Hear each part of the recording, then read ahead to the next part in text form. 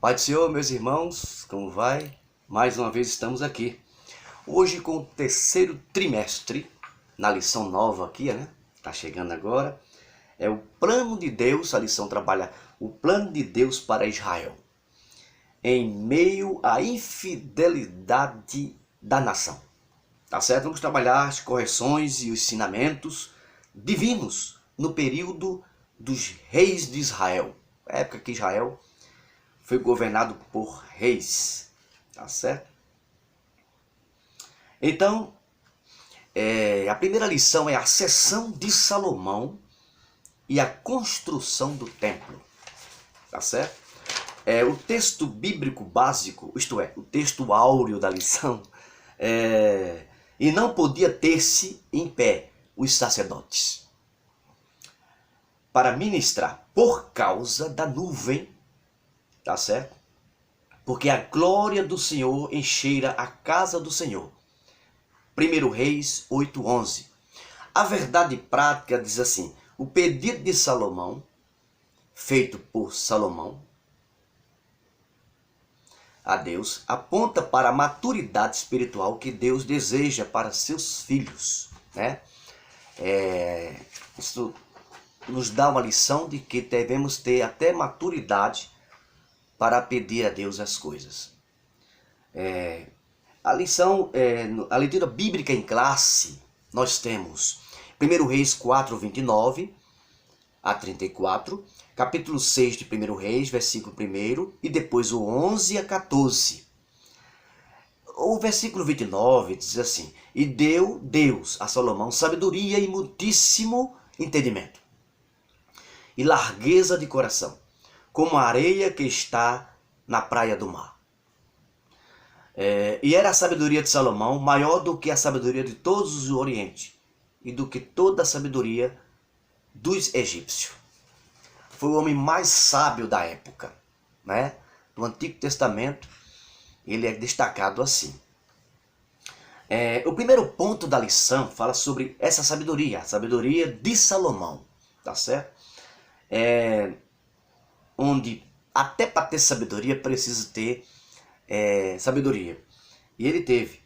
Ele podia pedir dinheiro, ele podia pedir outra coisa, né? Mas ele não foi vaidoso. Ele disse: olha, eu quero sabedoria para entrar e sair do meio deste povo, tá certo? E ele fez isso. O sábio pede sabedoria, tá certo? Significa que ele tinha plena consciência da grandeza da tarefa que ele ia fazer, né? Ter pela frente, né? Então, mas a gente não pode comparar essa sabedoria com a sabedoria humana. Tiago fala sobre isso. Ele diz assim, olha, a falsa sabedoria, né?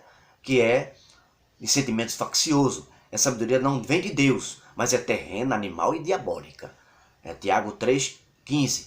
É fruto de ciúme, divisionismo, perturbação e obras perversas. Tiago 3:16. Não podemos, pessoas por aí têm uma certa sabedoria, mas ela é para o mal. Ela não trabalha em cima da sabedoria para o bem, para a justiça, para que o nome do Senhor seja glorificado. Então, e o segundo ponto da lição é a consolidação do poder. Como foi feito isso? O governo de Salomão foi consolidado, foi forte, foi grande por causa dessa sabedoria. Ele fez com que chamasse a atenção. Essa sabedoria de Salomão, ela é de observação, né, forte, que ele observava a natureza, a vida, o tempo, as pessoas, as coisas. Deus deu um entendimento, uma capacidade para ele ter informação diferenciada nessa sabedoria, comparando com os outros homens e outros governantes. Mas no final do seu reinado, ele falhou. Que ele misturou, ele fez conchavos políticos com as pessoas, com os reinados, com os outros reis, idólatra.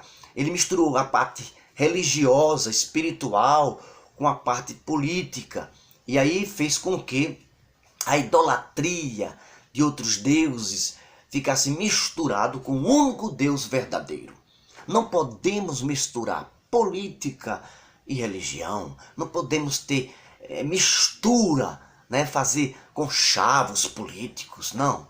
Salomão teve essa falha e caiu e perdeu no final do seu reinado. No início de Salomão começou a reinar, uma bênção, porque tudo deu certo, tudo deu certo. Mas aí ele começou a se envolver com mulheres, né, de outros lugares, de outras regiões, e aí fez com que a idolatria entrasse, né, nesse reinado. Esse é o segundo ponto. O terceiro ponto é a construção do templo. Deus poderia ter dado essa oportunidade a Davi, mas Deus disse, não, vai ser com Salomão. Todo o material estava ali. O projeto que Deus tinha dado a Davi, Salomão colocou em prática, né? E o ouro que foi doado, feito para a construção, foi feito. Até o teto do templo era de ouro. O piso também, revestido de ouro puro, simbolizando assim a realeza, a pureza da parte divina de Deus. Ali simbolizava, tudo era símbolos, tudo coisa boa, bonita. Era tão bonito que a rainha de Sabá, a rainha do Oriente, ou a do Sul, que é chamado, veio ver de perto.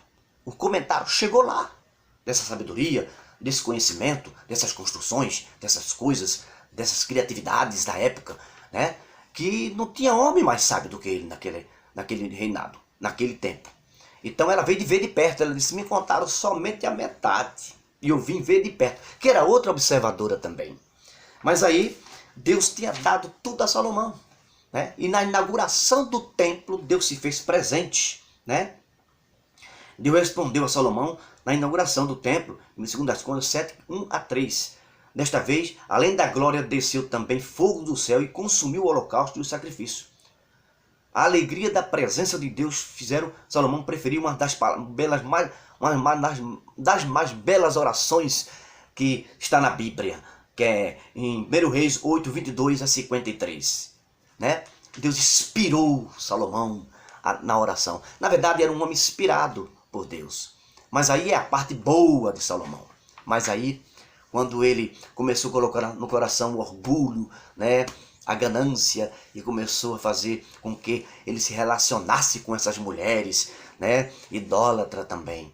Aí, né, houve prejuízo espiritual. Não podemos fazer conchavos com pessoas que não têm o mesmo conhecimento de Deus e a mesma adoração que está acontecendo nos nossos dias. Mas aí nós somos hoje esse templo de Deus e morada do Espírito Santo, feito na cruz com Cristo. Morreu lá. Nós somos templo de Deus e morada do Espírito Santo. Hoje nós podemos dizer o que o apóstolo Paulo diz, 1 Coríntios 6, 19. Não sabeis vós que tu és templo de Deus e morada do Espírito Santo, e que o Espírito Santo também tem vós? Então, essa sabedoria, né, dada a Salomão, hoje, não é? O Evangelho nos traz um conhecimento bem diferenciado também. Deus agora mora no coração do crente, mora no templo chamado o crente. Deus abençoe você. Domingo que vem estamos na escola dominical para tratar desse assunto, ou tentar tratar, porque é impossível explicar a sabedoria de Deus. É impossível, né? A gente fala alguma coisa. Se Deus quiser, porque tudo está na vontade de Deus. Mesmo recebendo sabedoria, vamos estar na vontade de Deus. Vamos separar as coisas, religião, adoração, com outras coisas. Adoração, religião a Deus, adoração a Deus, ela deve ser prioridade na vida do crente. Deus abençoe você. Este é meu canal e vamos dar glória a Deus e aleluia, se Deus permitir. Se Deus permitir a nossa presença lá, estaremos na escola dominical. Que Deus abençoe você. Deus abençoe a todos. Amém? A ajuda de Deus faz importante na nossa vida. Amém.